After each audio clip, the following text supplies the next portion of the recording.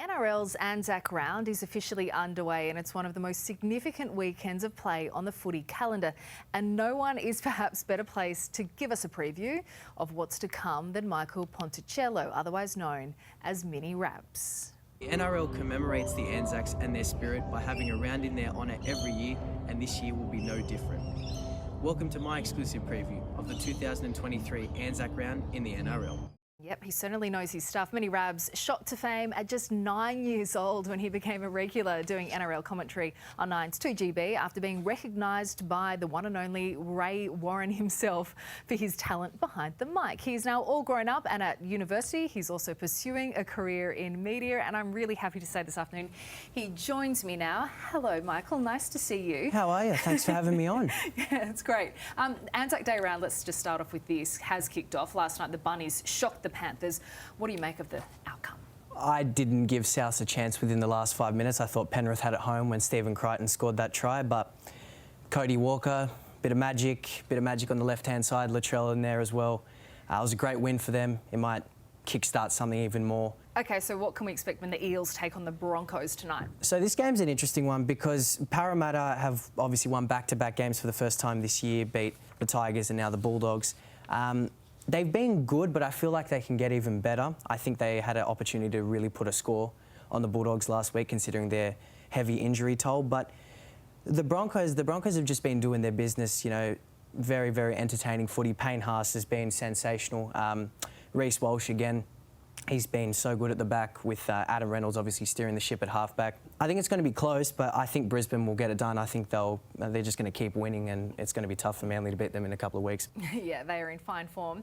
You've singled out some of the best head-to-head matchups to keep an eye on. Let's take a little look. At 4 p.m, the patchy Sydney Roosters will host the under-fire St George Illawarra Dragons at the new Allianz Stadium.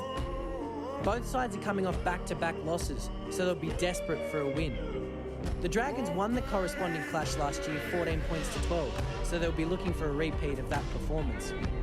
James Tedesco v Tyrell Sloan and Talatau Amone v Joey Manu will definitely be the battles to keep both eyes on. Okay, so what other great one-on-one matchups can we expect?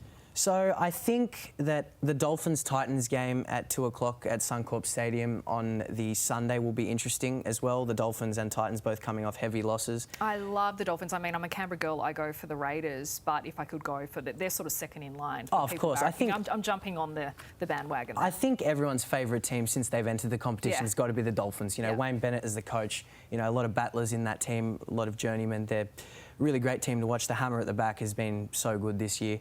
I think they'll beat the Titans, even though I think the Titans might get AJ Brimson back. He's named in the extended bench. But yeah, I think the Dolphins will get another win. I think Wayne will keep him in the top 8 for at least a while yet.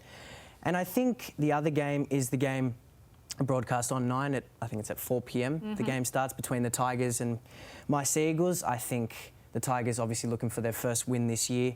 Still, I feel bad for their fans. I feel bad for the club because you can see how much effort they're putting in.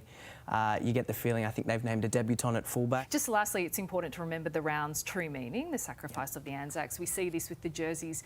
Just how important is this round, do you think? Well, I think this round, for me personally, is the most important one of the year. You know, it holds to a deeper meaning. It's more important than any round. You know, you honour the Australian and New Zealand servicemen and women that served for our great countries and protected us and gave us the life we have today. And I think the last post, I think the ceremonies they hold with the ode every game is a great sentiment and a great experience for all fans to witness at the games. And I think it's a great thing the NRL do and continue to keep doing.